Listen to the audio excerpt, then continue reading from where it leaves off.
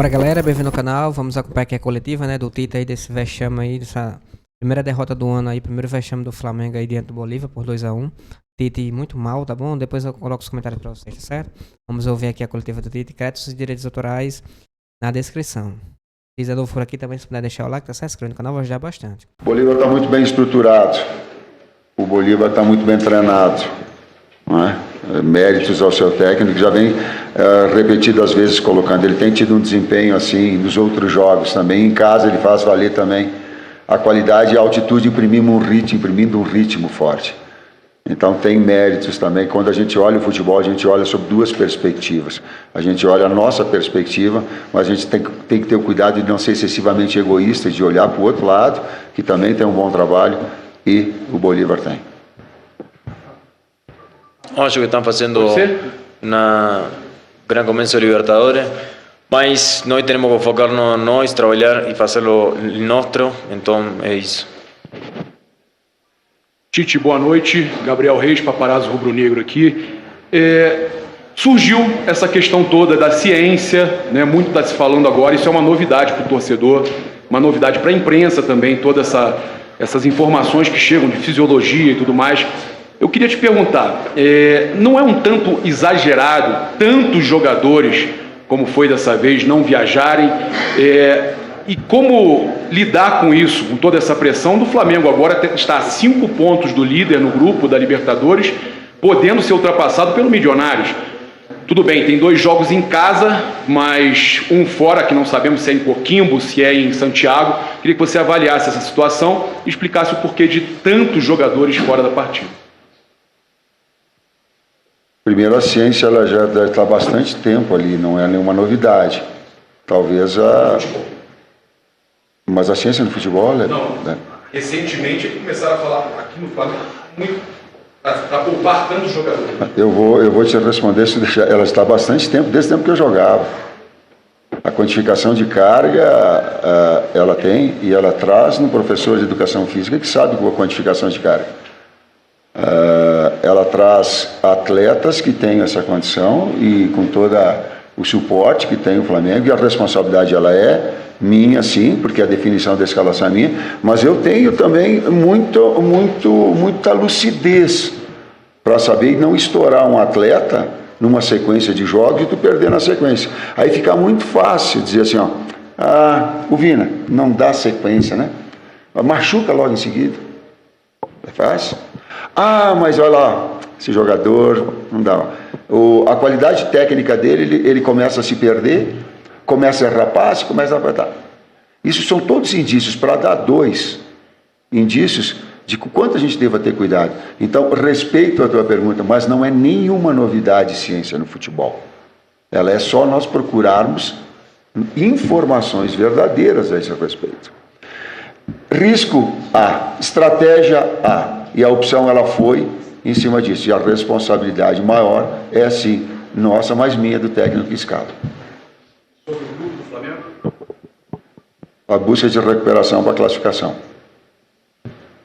Tite, boa noite. Edson Viana, Grupo Globo. Então, um pouco em cima disso da ciência, assim, essa vai ser uma encruzilhada em que você vai estar muitas vezes nessa temporada. Talvez essa tenha sido bem radical pelas circunstâncias do jogo, né? Então, a gente pode se acostumar ao longo desse ano com isso, assim, você vai estar analisando mesmo, caso a caso, porque muito se discute isso, mas essa vai ser a questão? Vamos pegar um dado específico.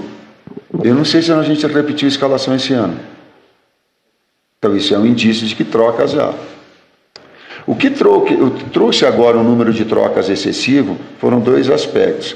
Uma sequência de jogos muito grande e que inviabilizou alguns atletas de virem. O jogo aqui extremamente desgastante, porque ele é altitude, e vocês, inclusive, que estão aqui, sabem que essa situação ela traz um desgaste maior. Até a primeira pergunta em relação ao Vina, e a resposta talvez ela ilustre bem a outra pergunta em termos científicos que me foi feita. O Vina talvez tenha contribuído na resposta.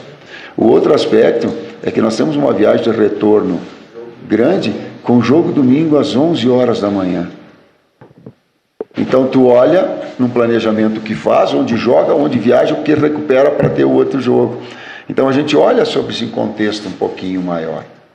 Então estou falando para o torcedor, porque não é de vontade, estou falando dele com o maior carinho, com o maior respeito do torcedor. Sabe? De saber que todos nós estamos mobilizados e quanto se trabalha fora. Vou pegar mais um dado. Pegue uma entrevista ilustrativa. Pegue uma entrevista do Guardiola que está viralizando toda hora. Ele vai falar de ciência.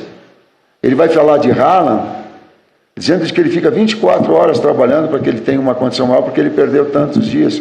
Se não querem ouvir o Tite ou o Fábio Massaredia, ouçam.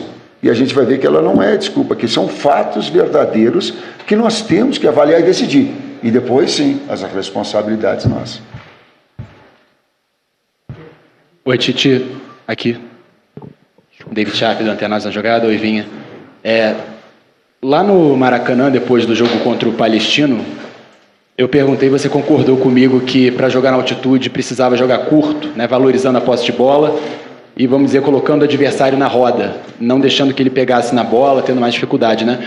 Diferente até do que você falou em outra coletiva, que o Flamengo é muito vertical, tenta buscar o gol a todo momento, seria uma forma diferente de jogar para tentar valorizar essa posse de bola. Por que o Flamengo não conseguiu botar isso em prática hoje, ainda mais com jogadores, com 3 zagueiros que sabem tocar bem a bola, com jogadores que sabem tocar bem a bola? O que faltou para botar isso mais em prática, não dar tantos piques assim compridos como o Flamengo deu, tentar bolas longas como em alguns momentos também aconteceu? E será que foi o gramado? Qual foi o problema que desde o começo o Flamengo teve esse tipo de dificuldade para ter até mais posse de bola para conseguir segurar mais o time do Bolívar? Ele foi crescendo ao longo do jogo, ele teve dificuldade no início porque não tinha a coordenação dos movimentos e a marcação agressiva, muito agressiva do Bolívar. Ela nos inibiu. Depois, com linha de 4, ela começou a crescer e aí tem um pouquinho de volume maior. E o segundo tempo, estava direcionando o olhar assim para quem me fez a pergunta, e o segundo tempo talvez tenha sido num crescente o nosso melhor momento em termos de posse de bola e de articulação.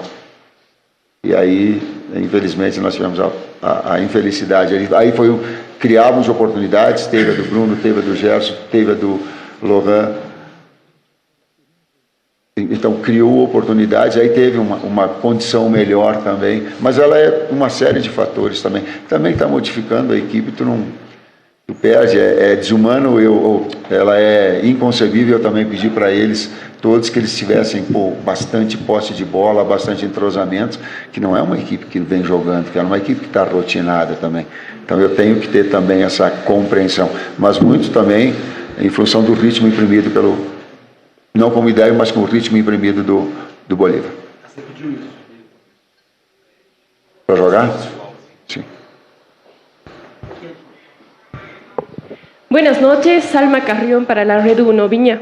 Viña, mi consulta, se van con una derrota. ¿Se sienten tal vez obligados o ejercen esa presión a obtener los 3 puntos tanto en Brasil y luego en Santiago para poder aspirar a esa clasificación? Gracias. Buenas noches. Creo que estamos en un equipo que tenemos que ganar todos los partidos, no importa con quién nos enfrentemos, que tenemos que ganar todos los partidos que nos enfrentemos, así que esa presión que me planteas, obviamente que es la responsabilidad que nosotros enfrentamos en cada partido, porque obviamente queremos buscar los 3 puntos siempre. É isso aí, galera. Espero ter gostado do vídeo, né? Uma derrota aí frustrante aí do Flamengo, a primeira derrota do ano. O Flamengo tem que estar priorizando a Libertadores, estão priorizando o Brasileiro, a gente percebeu isso, né? Pouparam contra o Palmeiras, poupa novamente contra o Bolívar, não dá pra entender, não levaram o Pedro, Arrascaeta, Ailton Lucas, Varela. Muitos jogadores que a gente precisa, né? Jogar com o Wesley, leva muito mal a partida hoje, a negação. Não dá, tem que, meio do ano agora, a gente precisa de um lateral direito urgente pra substituir o Varela. O Wesley não dá, defensivamente deixa muito a desejar, né? Errando muitos passes hoje, o gol foi bem em cima dele, né? A jogada em cima dele, não conseguiu ir. Bem complicado, tá certo? Fora os outros detalhes da partida, a gente sabe que tem altitude e vários outros fatores que acabaram contribuindo para essa derrota. Mas o Flamengo hoje muito mal ali por aquele lado do setor, né? O Tite ainda colocou o Léo Ortiz como segundo volante, se guarneceu aquela parte que tinha a linha de 5, ele tirou, afastou um pouquinho para frente. O time ficou vulnerável pelo lado do Wesley e acabou saindo um dos gols. Mais um gol de cabeça. Tem muita coisa para corrigir. A gente sabe que tem altitude e tudo mais, né? Mas independente disso, tá errando bastante, né? Não pode poupar agora, a gente precisa muito dessa Libertadores, né? Precisa muito pontuar, fazer uma gordura para ficar em primeiro. E agora vacilou, Só um milagre pra gente ficar em primeiro, né? Lembrando que mesmo que o Flamengo ganhe todos os jogos, fica 13 pontos. O Bolívar já tem 9. Teria que torcer pro Milionários ou Palestino, na minha opinião, muito difícil, ganhar do Bolívar e a gente ganhar do Bolívar em casa pra poder reassumir a liderança, que é muito difícil, tá bom? Espero que tenha gostado do vídeo. Se puder deixar o like e se inscrever no canal, vai ajudar bastante. Créditos e direitos autorais na descrição. Valeu.